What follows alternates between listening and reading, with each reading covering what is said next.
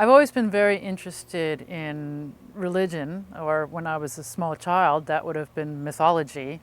And stories of Greek myths, for example, were very fascinating to me. And I was absorbed in studies of this kind even from youth.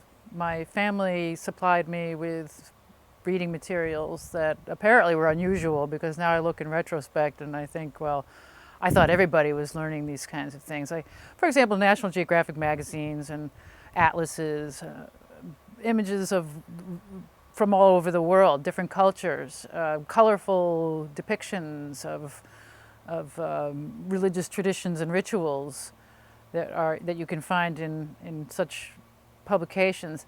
And then, of course, on top of that, we would have things like coloring books and comic books, or, well, obviously the type of comic books like Superman and stories that were of supernatural heroes. And, of course, myths, the Egyptian, Greek, Roman myths, and some other parts of the world, Chinese, Asian stories.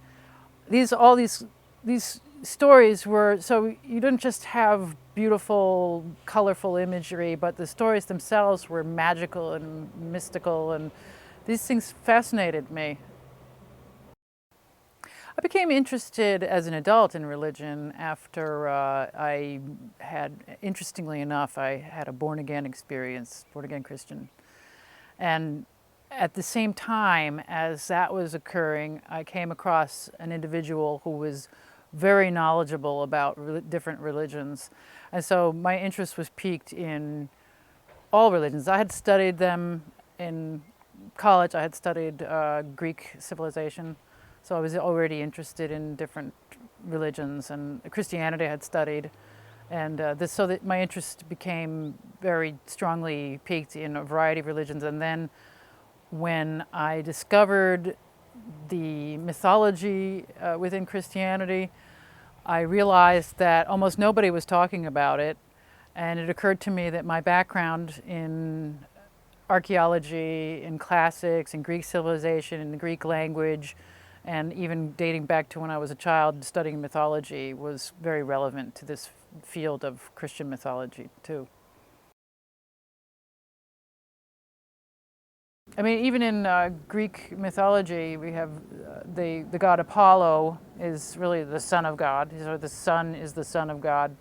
So there's this whole little interplay where the son of a god is the sun, S-U-N. So there's been this pun developed over the centuries. Entire cultures were built up, like the Egyptian, built up around the divinity of the sun. Whether it's the disk, the visible disk, you can see it, or the power behind it, or the warmth. All of these factors, the light, obviously the light is incredibly important. The god of light. You find that all over Europe as well, the god of light. Eventually we find that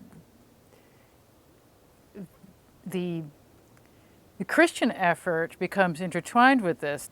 From even before Christianity existed, before Christ supposedly lived, we had the last book of what became the Old Testament, called the Book of Malachi. And in this book, what was supposed to be the coming Messiah is described as the Son of Righteousness. The Son of Righteousness will rise with healing on his wings. And it's S-U-N, Son of Righteousness. And so this whole theme of the Son of Righteousness, that is Jesus Christ, obviously. That's the next book is Matthew. This was pre-Christian, but also from the earliest times. This was a theme within Christianity, that Jesus Christ was the S-U-N of righteousness. And so that, you find that our Son, the Son of Righteousness, a Son of Truth, this solar theme is quite abundant. And it eventually becomes a play on words in like the 15th, 16th, 17th centuries in English. Great poets were making this son. The Son of God is the Son of God.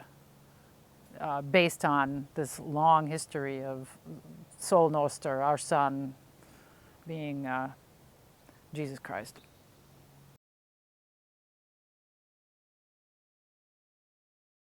Well, you know, the Mithraic structure had a pope too, and so you know, you have Mithraism on the very location where the Vatican was founded, and there's a whole structure of basically popes and priests, and that the Mithraic cultus was highly significant to the infrastructure of the Roman Empire. It wasn't just a belief system, it was the mortuary guild.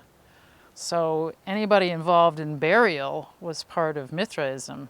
So this was not some passing fancy. You know, this was an extremely important movement that extended all the way to Great Britain.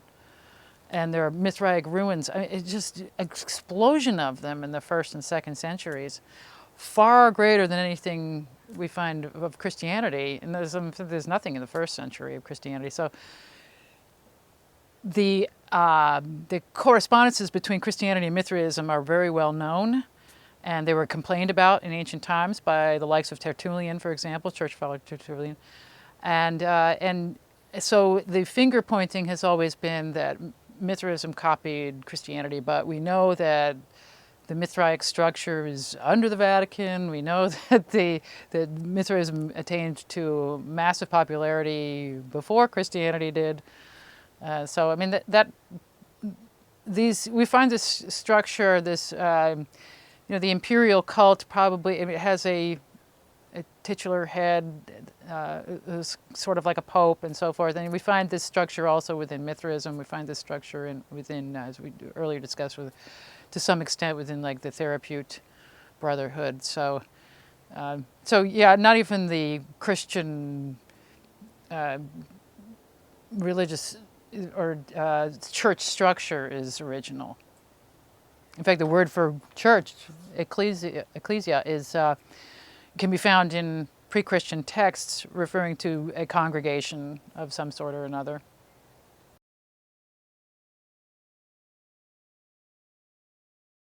Well, in the case of Mithraism, what we seem to have is there's a, you know, the Persians had an edge over the Romans, and so the Roman soldiers are thinking, well, you know, their voodoo seems to work pretty well, so this is how it happened in non-monotheistic cultures and polytheistic cultures.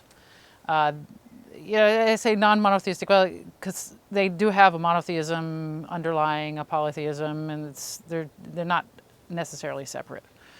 But in strict monotheism, there's supposed to be no allowance for other gods, but in polytheism, you know, pretty much anything goes.